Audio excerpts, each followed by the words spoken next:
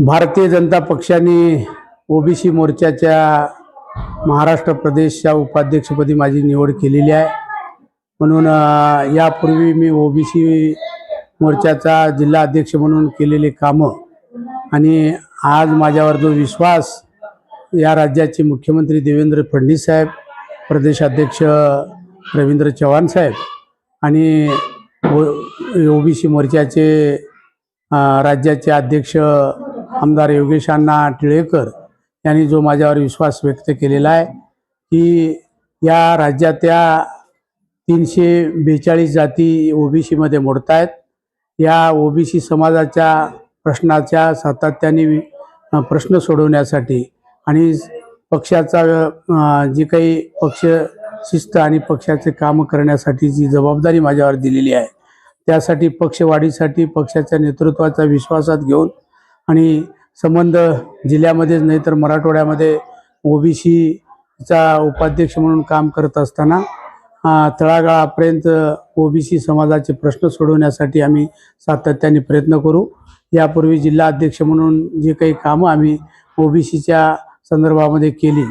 तेच ओबीसीच्या मागच्या काळामध्ये ज्या काही आपल्या इम्प्रिमेंट डाटामुळे जिल्हा परिषदेच्या निवडणुका होऊ घातलेल्या नव्हत्या, नगरपालिकेच्या निवडणुका होऊ घातलेल्या नव्हत्या, त्यासाठी आम्ही रस्त्यावर आलो, आंदोलन उभा केला आणि मागच्या काळामध्ये आम्ही अशा प्रश्न लावून धरल्यामुळे ओबीसीचे अनेक प्रश्न महाराष्ट्रामध्ये सुटले। आज त्याचंच उदाहरण म्हणून आज स्थानिक स्वराज्य संस्थेच्या निवडणुका मागच्या वर्षी झाल्या। ते सातत्याने आम्ही कोर्टामध्ये ओबीसीच्या जे काही आरक्षणाच्या बाबतीमध्ये आम्ही पाठपुरावा केला, प्रयत्न केलं, म्हणूनच त्या काळामध्ये हे प्रश्न आम्ही सोडू शकलो। आज राज्याचे मुख्यमंत्री माननीय देवेंद्र फडणवीस साहेब आणि प्रांताध्यक्ष रवींद्र चव्हाण साहेब,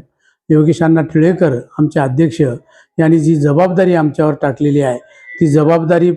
पूर्ण पाडण्याची नैतिक जबाबदारीने मी काम करेन आणि पक्षवाढीसाठी आणि पक्षाचा विकासासाठी पक्षाच्या योजना तळागाळापर्यंतच्या लोकांपर्यंत पोहोचण्यासाठी आणि पक्ष संघटना बांधून मजबूत करण्याचं काम पुढच्या काळामध्ये आम्ही मराठवाड्याभर आणि महाराष्ट्रभर दौरे करून आणि समाजाचे प्रश्न सोडवण्यासाठी सातत्याने प्रयत्न करू। आणि दिलेली ही संधी किंबहुना मराठवाड्यामध्येच नाही तर महाराष्ट्रामध्ये ओबीसी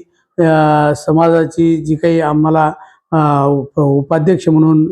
मला ओबीसी मोर्चाचं करण्यात आलेलं आहे। आतापर्यंत कुठल्याही बंजारा समाजाला अशी संधी देण्यात आलेली होती, पहिल्यांदा मला ही संधी दिलेली आहे। या संधीचं सोनं करण्याचं काम मी 100% प्रयत्न करेन आणि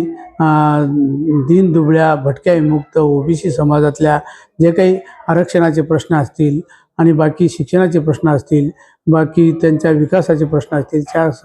सगळ्या प्रश्नासाठी माननीय या राज्याचे मुख्यमंत्री, ओबीसी मंत्री माननीय सावे साहेब, ओबीसीचे सगळे नेते यांना आम्ही सातत्याने प्रयत्न करून ओबीसीच्या प्रश्नासाठी आपण झटू आणि पुढील वाटचाल